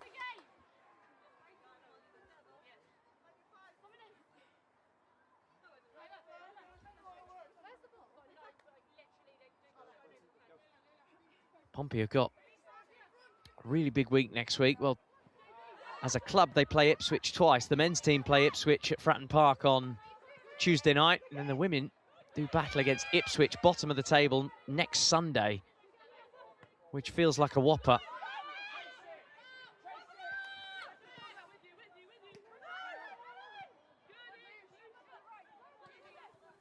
Woolley trying to pick a pass. And now Shepherd is looking for Hornby in the centre. Wilson takes no chances. Away she goes. And Milner is penalised for the foul on Briggs.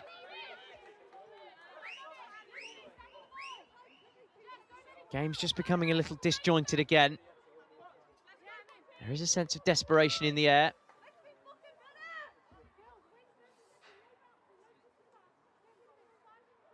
Defensive free kick being left to Kat Shepherd.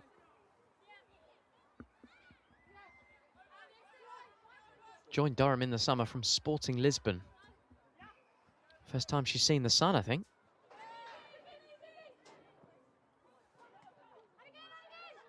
Lauren Briggs does the old tip and run to herself. Back to Grace Eyre. First timer, whips it with curl, and Collinson in on the goalkeeper and leaving her mark on her. And Jess Gray once again stays down, and once again the hand goes to the knee. And once again, for the 3rd time, it's a hat-trick of a different sort. Jess Gray needs more treatment on field.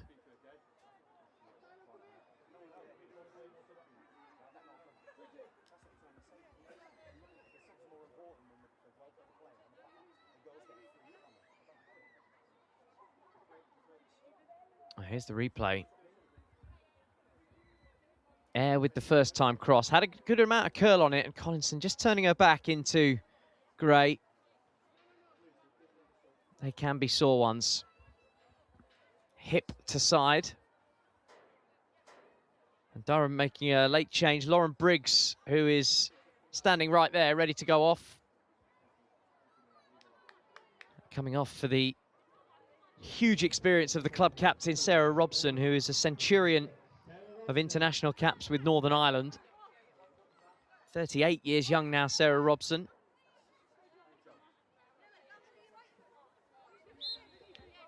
She'll go straight into the back line along with Foster and Wilson.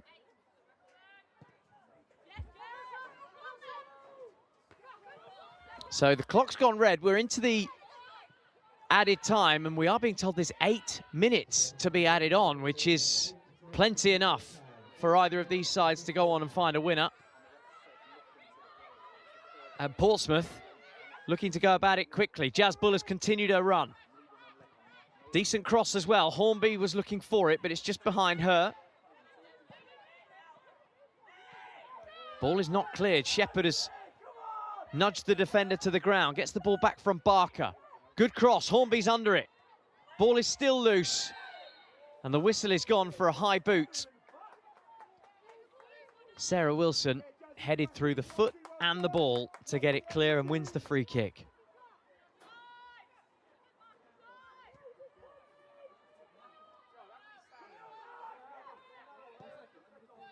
Shepherd has been really lively since coming on as a second half substitute.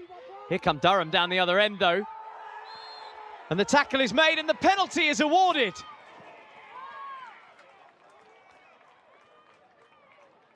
And Durham have been given a late penalty.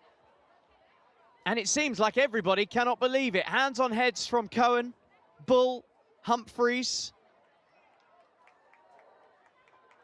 It's Lucy Watson, the substitute, who has been such a threat down that left-hand side since she's come on.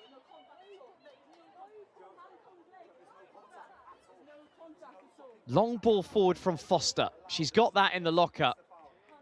It's actually Collinson who gets her foot away. I think the challenge is Cohen. Humphreys is getting up, shrugging her shoulders. There's a little bit of indecision who's taking it. Beth Heppel normally takes the penalties, but that's because Lucy Watson isn't always on the field. And Watson has been handed the ball, the substitute.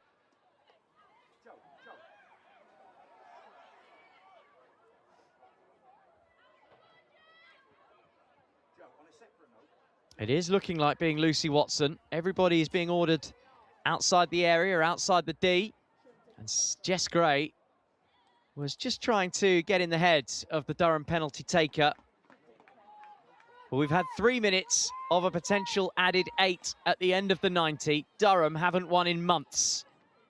And down at the bottom of WSL 2, they have a chance from 12 yards to put real distance between themselves and relegation.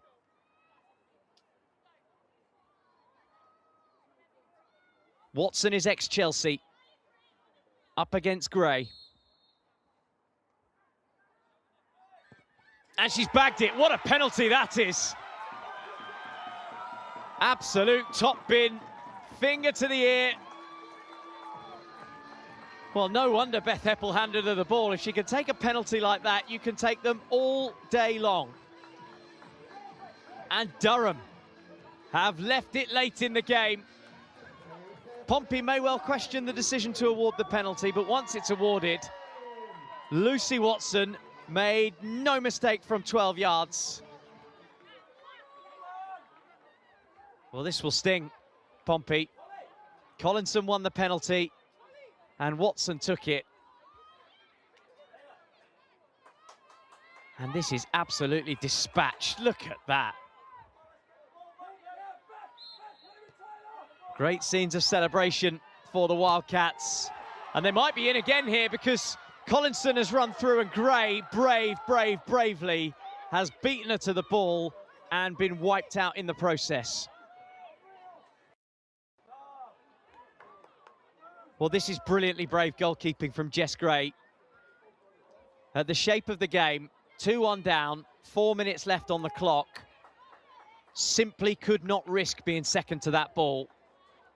And as she saw Grace Collinson racing towards her, she would have known it's me or it's defeat. And she took the option of taking the pain. This is right from the kickoff, and Portsmouth play themselves into trouble. But watch the speed of Collinson, the benefit of youth. Charges it down onto the loose ball. Such brilliant goalkeeping. Putting the team before herself. And she looks in some distress as the physio goes through all of the checks. I mentioned before, she'd already had the trainer on 3 times for lower limb injuries, left and right. This looks all the more serious, and second medical staff is coming on to check on Jess Gray.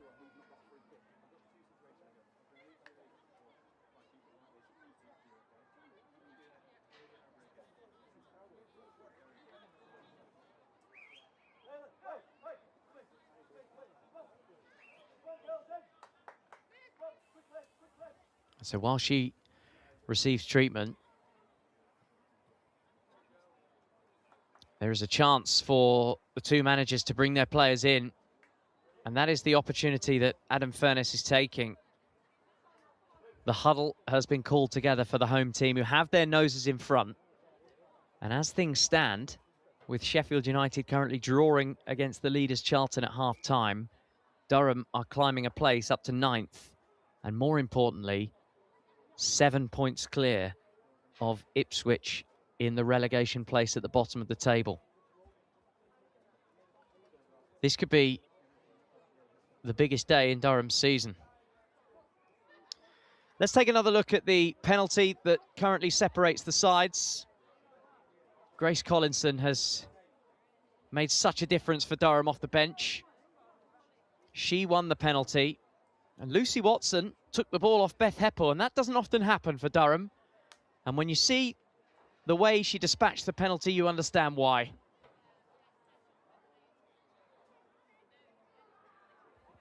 That goal was scored in the 4th minute of a pledged 8 additional at the end of this game. We've lost 3 minutes for the treatment of Gray, the Portsmouth goalkeeper, so we will be playing, I think, beyond the 100th minute. By the time we're off air, all of the rest of the games in WSL 2 will be underway. Birmingham, 3rd place at the beginning of the day, at home against Nottingham Forest, who are 6th. Bottom of the table, Ipswich are up in the northeast. They're away at Newcastle United, and Southampton against the form side in WSL 2, Crystal Palace, who are looking for a 6th straight win. If you've enjoyed our coverage of WSL 2, you know where to find your selection of those games that are just about to get underway. Stay with us until the full time and then flick over, why not?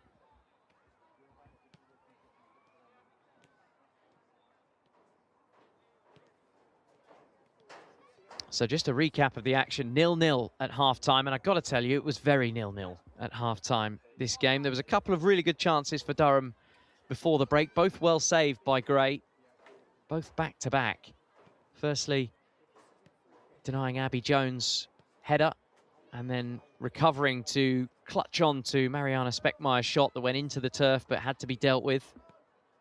And then after the break, Pompey came out roaring. Hornby cut the ball across, and Tia Primer saw her effort ricochet off the defender, collide into the post, and she raced onto it and tucked the ball in from a yard out. So Portsmouth led by a 0-0. That was after 48 minutes of the game, and Durham came back into it by launching the press and punishing some fairly slack Portsmouth attempt at passing the ball out from the back. Lambert won the ball, and Heppel scored her 7th goal of the season. Jess Gray is up, and that is brilliant to see. She looks a bit shaken up. And I think she will have to leave the field.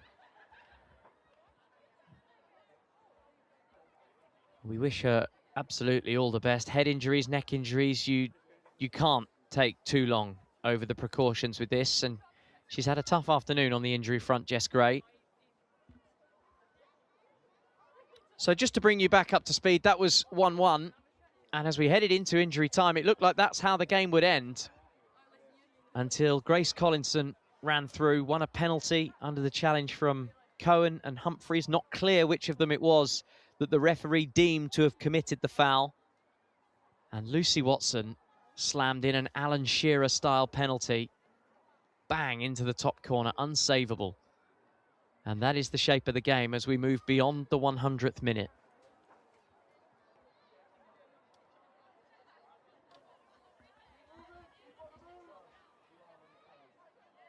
A reminder, Durham have only won twice all season. They finished 4th at this level last term. Only just outside the playoff mix. You can see the stretcher is being prepared for Jess Gray, who has managed to make it back to her feet, but immediately it was decided, actually, probably best if you allow us to help you from the field. So the stretcher has been paused. You can see the applause from the fans because Jess Gray is being helped from the field under her own volition, which is really good to see, and we wish her all the best in the speediest of recoveries. Have to reiterate, it was brilliant goalkeeping. Grace Collinson would have been in on goal had Jess Gray not have cleared the ball under pressure from the advancing forward, but in doing so, she took a real rattle to the head. And so there will be a late substitution in this game. Comforter Harbour's coming on. She won't have long to play in goal. Whether she'll even touch the ball, we shall have to wait and see, because Portsmouth will hope that the ball goes nowhere near her and they'll be up the other end and trying to score a goal of their own. I reckon we've got 3 minutes left to play.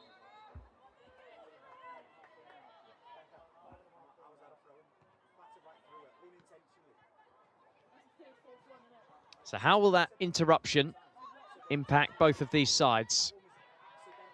Durham had a huddle. Adam Furness gathered his team together and gave them some final instructions. Got to keep it tight. Portsmouth stayed out on the field in little pockets of 2s and 3s. Jay Sadler trusting his team to know exactly what is needed at the end of this one. Evie Milner has tried to help the ball forward. There's a foul for a high boot from Molly Lambert. And this won't be taken quickly because Cohen is going up. Now Greta Humphreys is going up. The cavalry. Send the keeper up. We saw it in the Europa League, in men's football, Champions League it was, wasn't it? Benfica against Real Madrid. Sometimes it works. Defenses lose their heads when they see that shirt of a different colour. What are you doing here?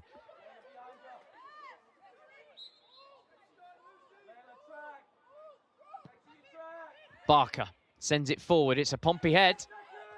Still not clear from Durham. Helped forward and then lashed away. Anywhere but here.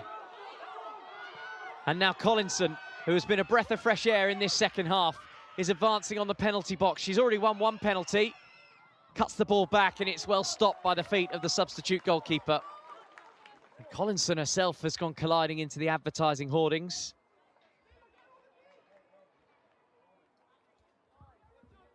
Bundle of energy, the England Youth International. Look at this, pace. Pace frightens defences.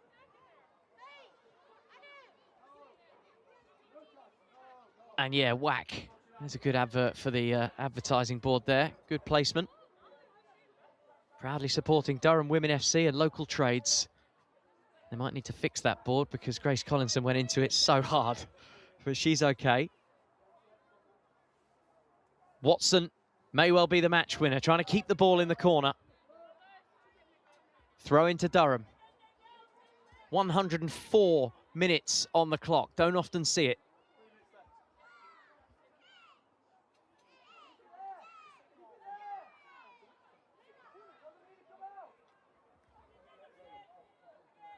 Well, Durham doing what they have to do. Keep the ball in the corner and keep it anywhere away from their goal. It's a corner to Durham. And the seconds are ticking away.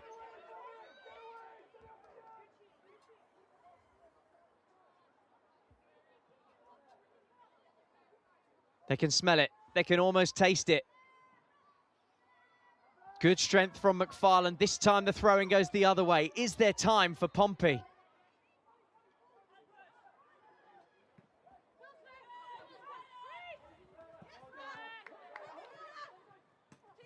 Barker cannons it forward. That's nice control under pressure from Lambert. She'll be happy to concede the throw. Throw in, slow the game. Smashed forward for Hornby to chase, and Hornby will chase. She's onto it, into the penalty area. Back heel, nobody there. Wilson guns the ball away, and Lambert is fouled.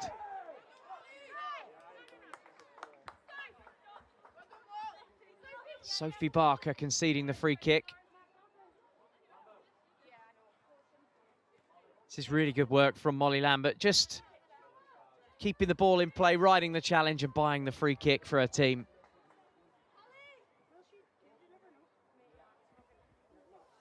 Committing players in front of the ball. Now Grace Eyre is told, no, get back. There's a yellow card for Sophie Barker for the challenge on Molly Lambert a couple of moments ago. Ball is sent forward. It's a really good delivery, actually. And Lucy Watson has seen the ball out, she thought, for a corner. It's a goal kick.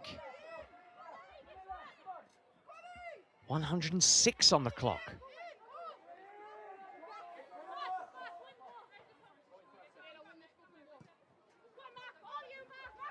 Just the additional 16 minutes we've had. We had 8 at the end of the first half. Heppel sends it forward. Ball gets stuck in the turf. Surely that's time.